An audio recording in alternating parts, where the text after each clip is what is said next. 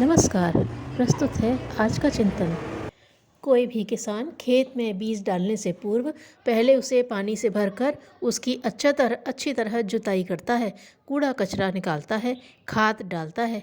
तब भूमि में बीज डालने और उसके उगने की संभावनाएं सुनिश्चित होती हैं।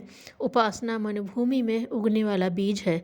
उसके फलने फूलने की आशा तभी की जा सकती है जब मनोभूमि का उसी प्रकार परिष्कार किया जाए जिस प्रकार कृषक अपने खेतों का करता है। मनोभूमि को शुद्ध किए बिना डाला गया उपासना का बीज झाड़ झंकाड़ और बाढ़ में पड़े बीज की तरह होगा, जो या तो स्वयं सड़ गल कर नष्ट हो जाता है या जिसे चिड़िया, चूहे और जंगली जीव चुन ले जाते हैं। जितना महत्व उपासना का है उतना ही साधना का भी है। हमें उपासना पर ही नहीं, साधना पर भी ध्यान और जोर देना चाहिए। जीवन को पवित्र और परिष्कृत, संयत और संतुलित, उत्कृष्ट और आदर्श बनाने के लिए, अपने गुण, कर्म, स्वभाव को उच्च स्तरीय बनाने के लिए निरंतर प्रयत्न करना चाहिए। इस प्रयत्न का नाम ही जीवन साधना अथवा साधना है। उपासना पूजा तो निर्धारित समय का क्रियाकलाप पूरा कर लेने पर समाप्त हो जाती है, पर साधना 24 घंटे चलानी पड़ती है। अपने हर विचार और हर कार्य पर एक चौकीदार की तरह कड़ी नज़र रखनी पड़ती है कि कहीं कुछ अनुचित, अनुपयुक्त तो नहीं हो रहा है। जहाँ भूल दिखाई दी कि उसे तुरंत सुधारा, जहाँ विकार पाया कि तुरंत उसकी चिकित्सा की, जहाँ पाप देखा कि तुरंत उससे लड़ पड़े। यही साधना है। जिस प्रकार सीमा रक्षक प्रहरियों को हर घड़ी शत्रु की चालों और बातों का पता लगाने और जूझने के लिए लैस रहना पड़ता है, वैसे ही जीवन संग्राम के हर मोर्चे पर हमें सतर्क और तत्पर रहने की आवश्यकता पड़ती है। यही तत्परता साधना है।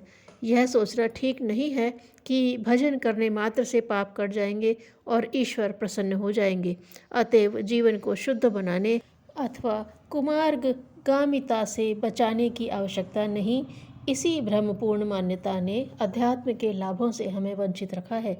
यह भ्रम दूर हटाना चाहिए और भारतीय अध्यात्म का तत्व ज्ञान एवं ऋषि अनुभवों के आधार पर यही निष्कर्ष अपनाना चाहिए कि उपासना और साधना आध्यात्मिक प्रगति के दो अविच्छिन्न पहलू हैं।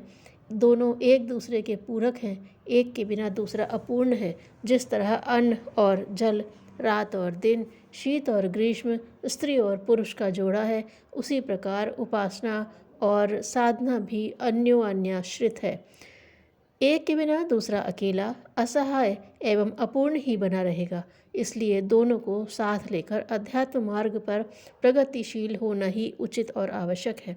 गायत्री उपासक का जीवन क्रम उत्कृष्ट, आदर्शवादी एवं परिष्कृत होना ही चाहिए। नशा पीने पर मस्ती आनी ही चाहिए। भक्ति का प्रभाव सज्जनता और प्रगतिशीलता के रूप में दिखना ही चाहिए। इसलिए हमारा उपासना क्रम सांगोपांग होना चाहिए और उसमें आत्मनिरीक्षण, आत्मसुधार, आत्मनिर्माण एवं आत्मविकास की परिपूर्ण प्रक्रिया जुड़ी ही रहनी चाहिए। उपासना और साधना का स्वतंत्र अस्तित्व है। एक को कर लेने से दूसरे की पूर्ति हो जाएगी, यह सोचना उचित नहीं। गायत्री की भावनात्मक पूजा की तरह ही सदाचरण द्वारा भी उपासना की जा सकती है।